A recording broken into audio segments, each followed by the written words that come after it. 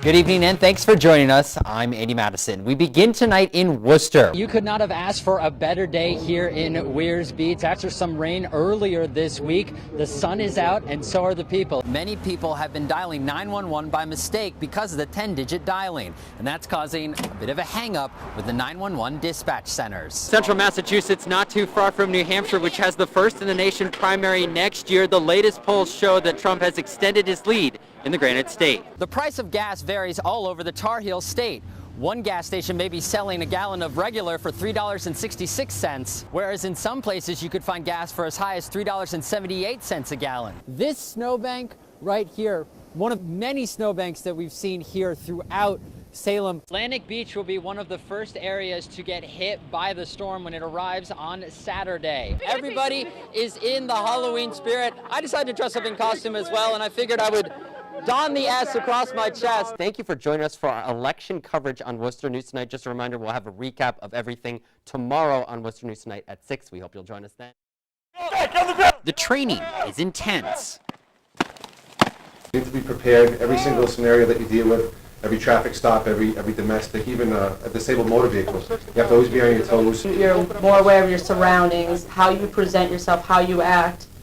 Everything is perception is reality, so you present yourself in a different manner. It started in October, and for these trainees at the Massachusetts State Police Academy, they're almost done. We started with 212 in the academy. We're at 158 right now, and our graduation is scheduled for April 1st. These future state troopers are tested on how to respond to an intense situation. Fasten your hands on the ceiling, do it now! And what to look out for on patrols. You come in here as an individual, you have to work together as a team, because when you're on the road, it's not one person, it's a team effort. We feel that the training is second to none. We take great pride with the Massachusetts State Police in that training. As soon as those gunshots go off, state police, blue, blue, blue. And the trainees take great pride in learning to protect and serve. You could ask my mother, she'll tell you, when I was younger, she would always ask me, what do you want to be when you grow up? I was told I want to be a state trooper. I want to be part of the best. I want to be part of the tradition. A tradition that will continue with a new group of state troopers next month. Andy Mattison, Worcester News Tonight. Solange Silva's home on Zenith Drive is among many places listed as a place to stay on Airbnb, a website that offers an alternative to the traditional bed and breakfast hotel. It's very nice to get Airbnb, so you can choose with who you're going to stay. In the last year, many have chosen to stay at Silva's. Some for a few days, others have stayed for several months, and her neighbors have noticed. There were 6 to 8 people coming in at night, all different hours, ringing doorbells, saying, I have a reservation here, and we're saying, you know, this isn't a residential area. I mean, this is a residential area, not a commercial area. There's nothing going on here. The issue has raised concerns about whether Silva should be allowed to have so many guests staying at her home. Silva says she isn't doing anything illegal.